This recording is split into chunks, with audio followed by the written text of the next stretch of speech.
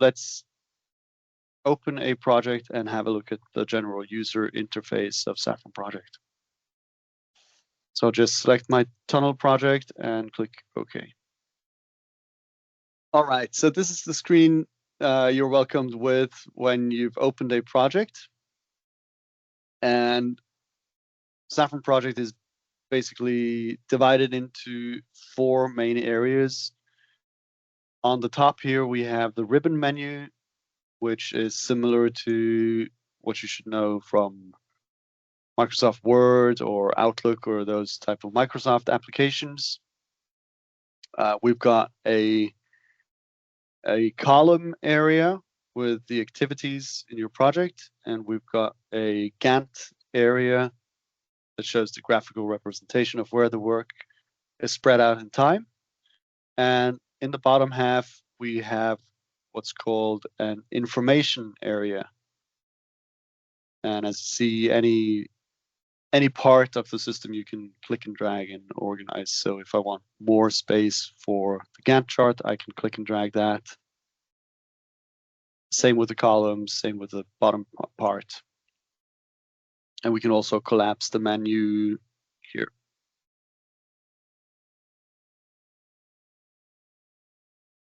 So the bottom information area is dynamic, and we can use it to show different types of information, and we can also hide it entirely.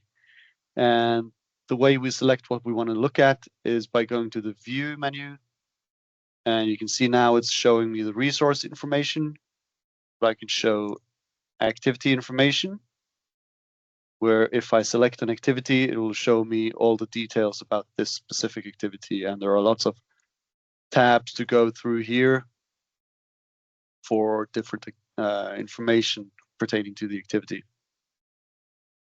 We can look at the link information, which shows the succeeding activities, successor links, or preceding links and preceding activities. So if I select an activity that's in the middle of the project, I can see the successors and the predecessors. And you can also navigate by double-clicking on the activity list itself and navigate through the network both backwards and forwards. The third view option, as I mentioned, is the resource view, which holds a resource histogram and also shows any resource assignments that are connected to the activity highlighted. So here you can add more resource assignments or look at groups of activities and look at the resource assignments for those. You can also customize this a little bit. Finally, we have the histogram, which is a histogram S-curve report, which is live updated and configurable with different user configurations. And we have the logic navigator. The logic navigator is similar to the link information, but it also shows you more details about each activity selected and highlights the selected activity in the middle and successors and predecessors here. It's a bit of an old school way of navigating a logic network, but we know there are a lot of users who appreciate this feature.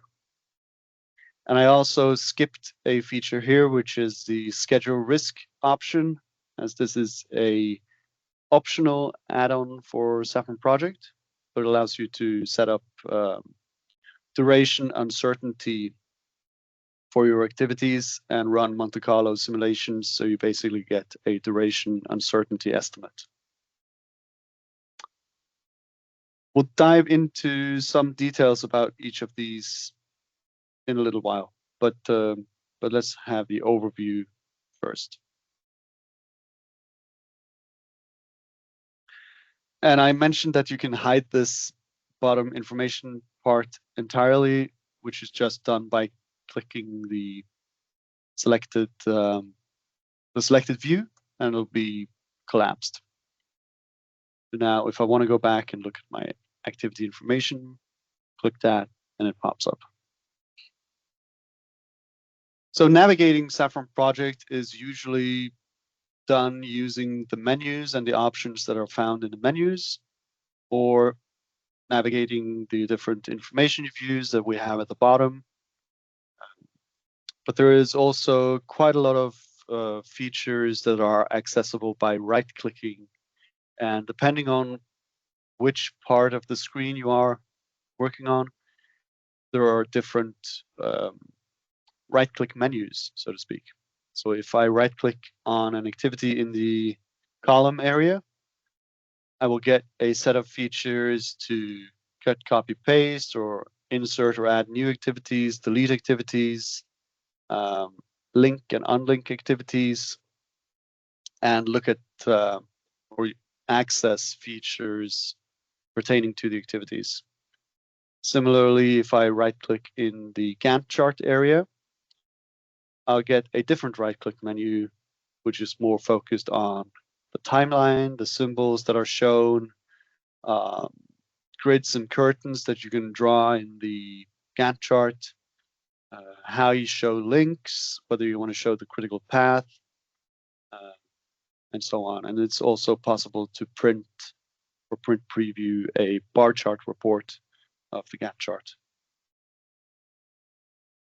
If I right-click on the information screen, I can select the different types of information screens or hide it in itself.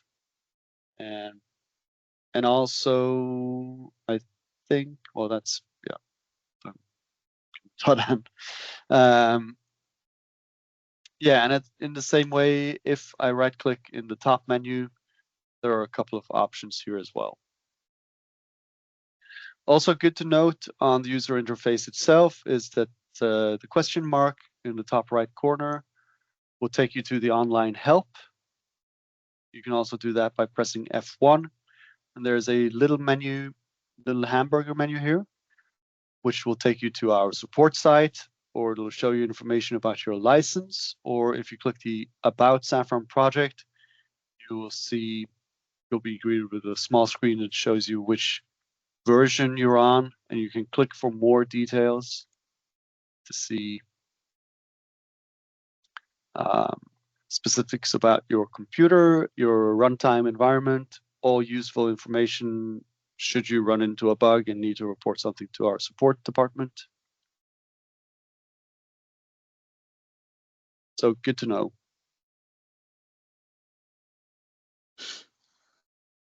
Right, let's see. Yeah, a final thing about the user interface is this small menu up top here with icons.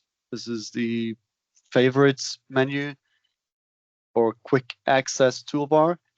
And there's a small drop-down menu here. And when you click that, you can see I have open, close, page setup, print preview, and recent project list as my favorites. And I can simply select save, and I'll get that up in my quick access toolbar. So it's a good way to put some of the most used features easily accessible from this quick access toolbar.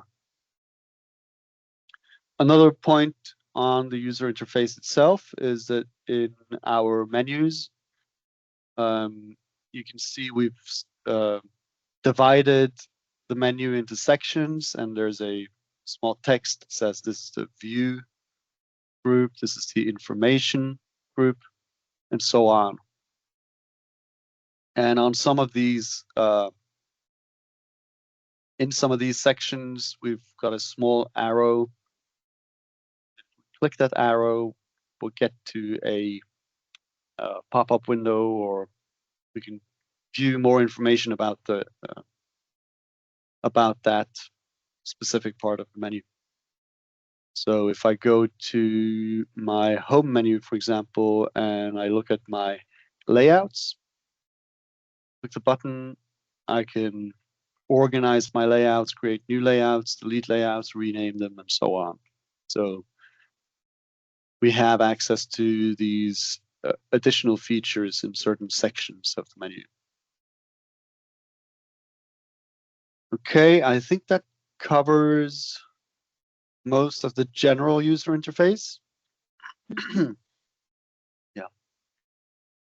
So let's go through quickly each of the different menus so you can get a feel for what you can find and where you can find it. So we started briefly on the home menu here, but if we go to the first one, the file menu, this is where we can create new projects, open projects from the database, close the project that we're in, look at our recent projects list. This is also where we can save as, save layout as. Import or export features are found on the file menu. We can import a whole project file. We can import text files with activities, links, resources, progress information, report configurations, layouts, and so on. And similarly, export the same type of information. We can also check the database connection. This will usually bring up the login screen. And we can run simple SQL queries to the Safran Project database. And there is also some page setup and print setup, which pertains to the Gantt chart, the user interface itself.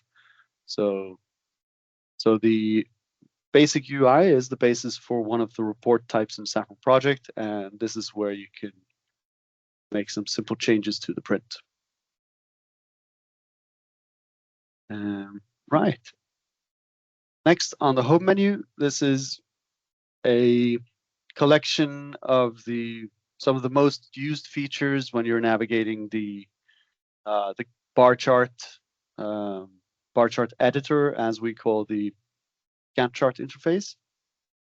So it shows us some of the same functionalities that we saw when we right-clicked in the activities list.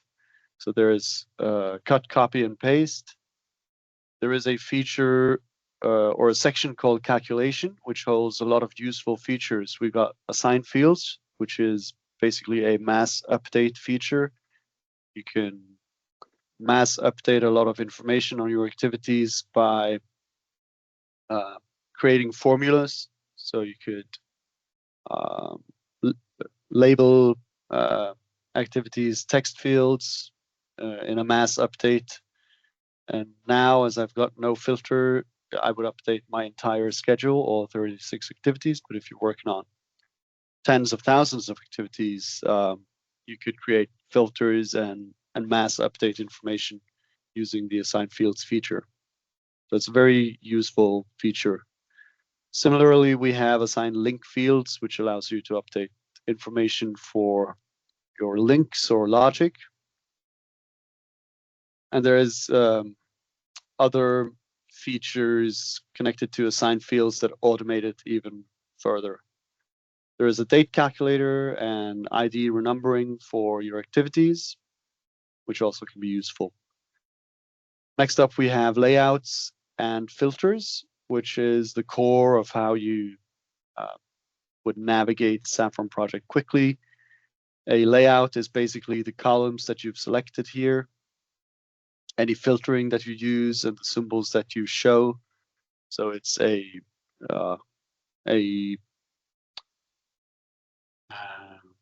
save state of the user interface that you can quickly pull up. Shows you just exactly the activities you want with the columns that you want, etc. And you can access a list of your most used layouts here. Similarly, you can access a list of your filters here. And there's also some additional features to add activities or links, or delete activities or links, to link and unlink, and a few options for fonts or for sorting, things that affect the way the schedule looks like when you print it. So that's the home menu. On the data menu, we have all the data setups that are used basically to configure your project. So this is where you find your calendars, your activity profiles, your resource definitions, your user definable fields. These are any reference fields or text fields or date fields that you create specifically for your project or your organization that are user definable and not standard system fields in Safran Project. This is also where we find the symbols setup, and there's a couple of more features as well for setups. We also have the change register, which is something that we'll look more closely at in a later video. Also, a couple of import features for more advanced use. On the view menu, we've already touched in on looking at activity, link, resource histogram information in the bottom half of the screen.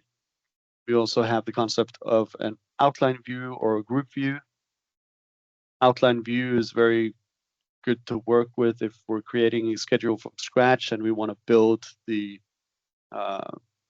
WBS structure while we create the activities. Also be very useful when we're importing schedules from Microsoft Project. And group view is the recommended view to be working in Safran Project on. Further in the view menu, we have columns, which basically shows us the table columns below. And we have some group properties here. So we can use a lot of different data fields to group the activities. And like I've grouped here by engineering and construction and so on, and we can define those groups in the group properties and save them to the layouts. And further on, we have some checkboxes to information that we show in the Gantt area. So I can remove some of the grids here, and I can add some of the grids, and so on. The project menu holds features that are related to status updates, baseline setting, scope handlings, and project properties overall. So this is more where you run your status updates on a regular basis once you're in project execution. This is where you set your baseline before you start your project execution.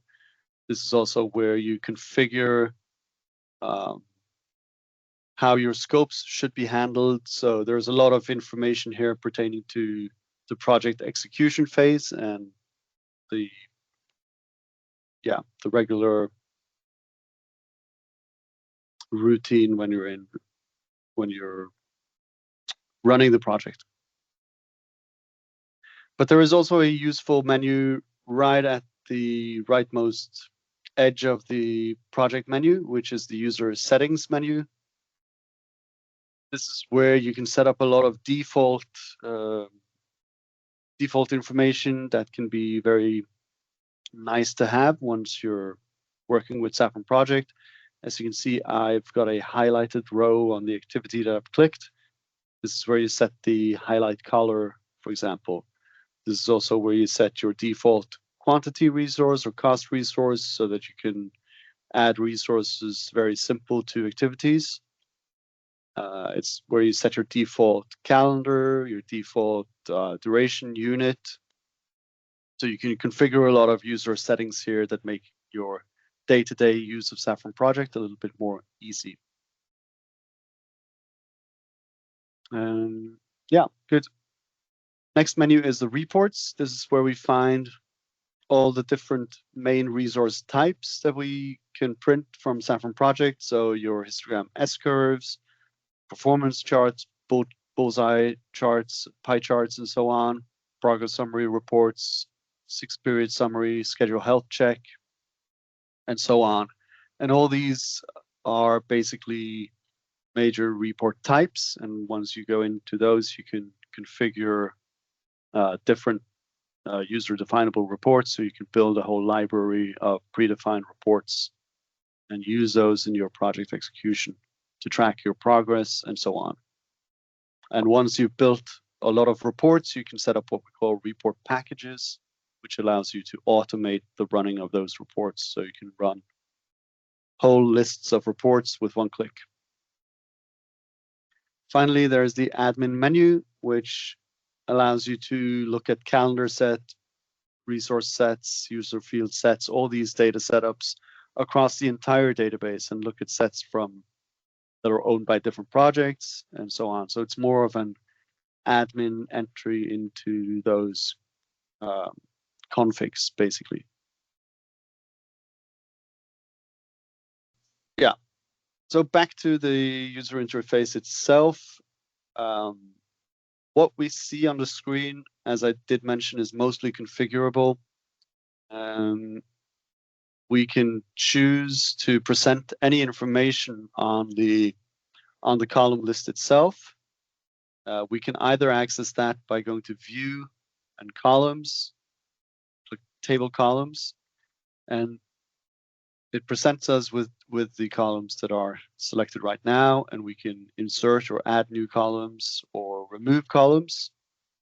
So it says delete. It's not deleting; it's actually hiding. If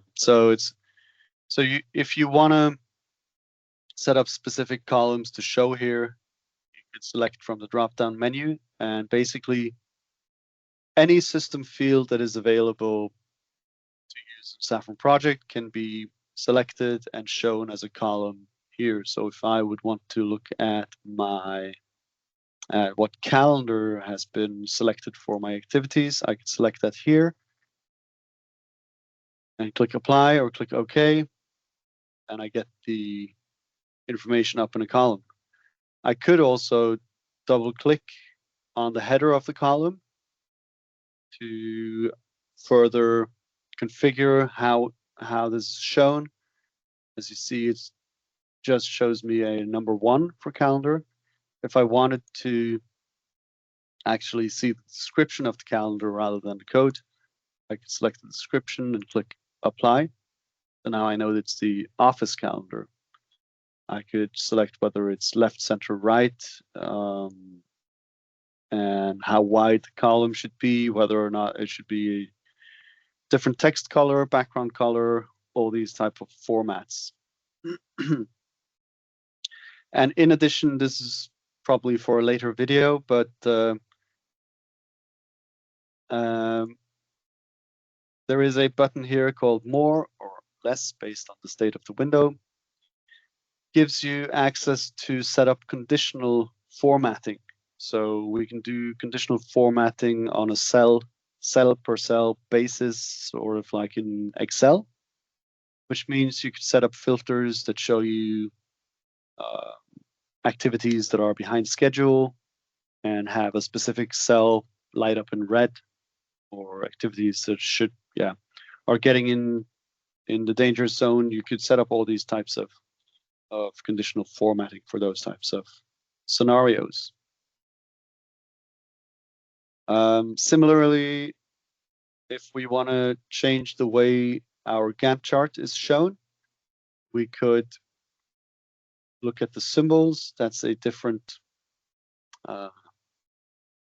there's a lot to talk about here as well, but the general gist of it is that we've got a lot of available symbols, and some of them are visible, some of them are not, and some of them are visible just on the legend, which is this area here.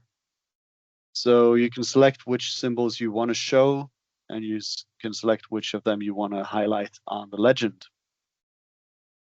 And similarly to the column area, we can also do conditional formatting here. So select a filter and create a different symbol. So we could have activity bars that turn red if you're in the danger zone, or are green if they're completed, etc. So you can configure a lot of warning systems in how you present your schedules. And the symbol information is also found on the data menu, as mentioned previously. So you can see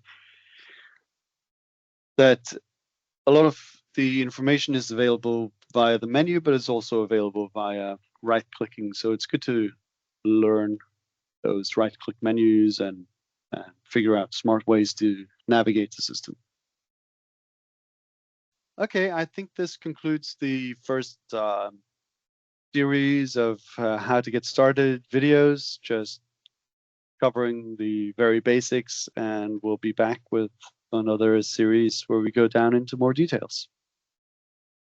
Perfect. Thank you, Jørgen. Yeah, thank you.